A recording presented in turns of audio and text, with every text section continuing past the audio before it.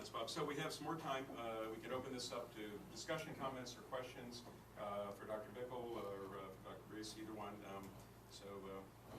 Any additional discussion? Yes, Sharon. Warren, what can we do to help? Are we allowed to, or do you want us to tell people about it, or what ideas do you have so we can make this succeed? We're very interested in spreading the word and having people by word of mouth or any other sort of social media that you might be able to develop to bring people to this website so they can register. One of the things that we're planning to do in the near term is to start a Facebook page, and there are many.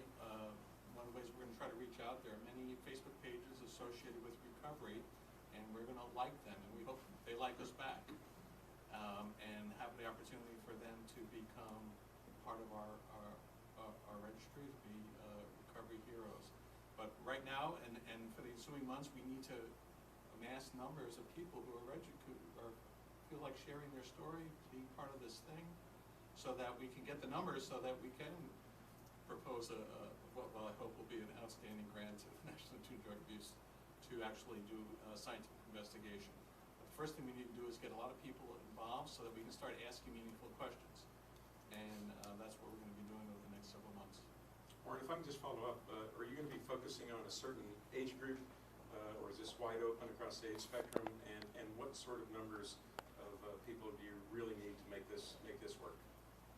So this is wide open, and on our page where we ask people to indicate what drug they've recovered from or what thing they were addicted to, we have an other category. So we're wide open to whatever a person feels they've been addicted to. They can say, well, I recovered from that. So everything's wide open.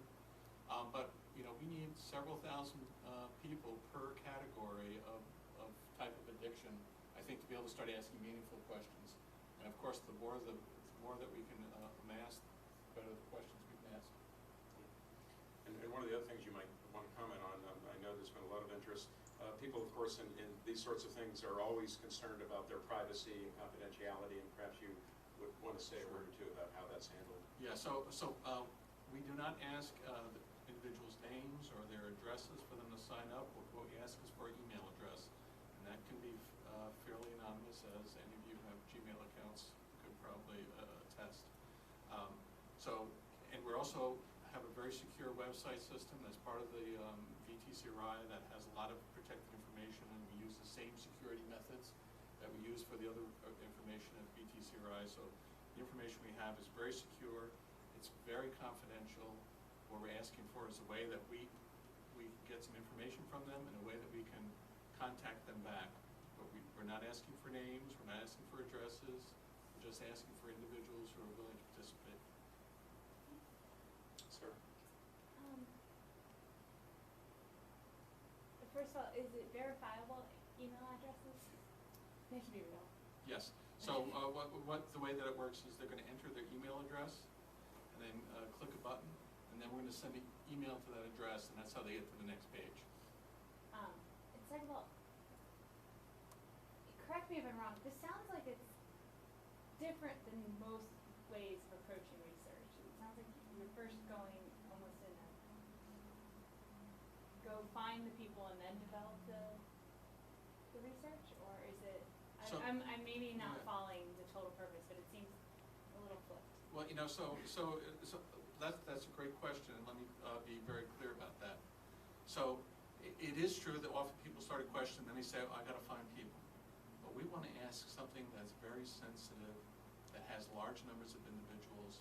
And one of the issues with studying people in recovery, for the reasons that Dr. Bickel outlined, there's a great deal of stigma associated with it. So what we're going to do is develop a resource. And out of that resource, we hope that we're going to generate a lot of interesting scientific studies. But it's a resource that first has to be developed. And in that regard, it could be a resource that could inform, many different investigations. In some ways, that's different than it has been done. But I think in the world of the internet, we have to rethink how we do business.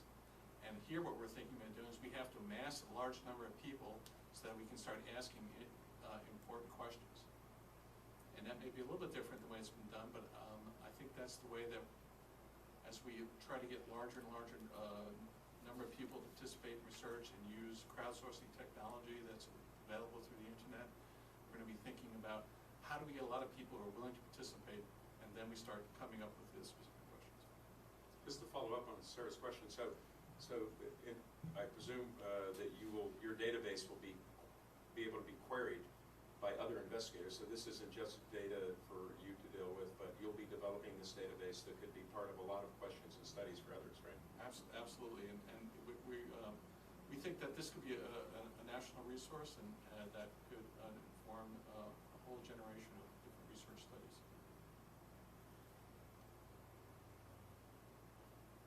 Any questions we need to address on the computer over there, Patrick? Okay. Any other questions or comments from the audience?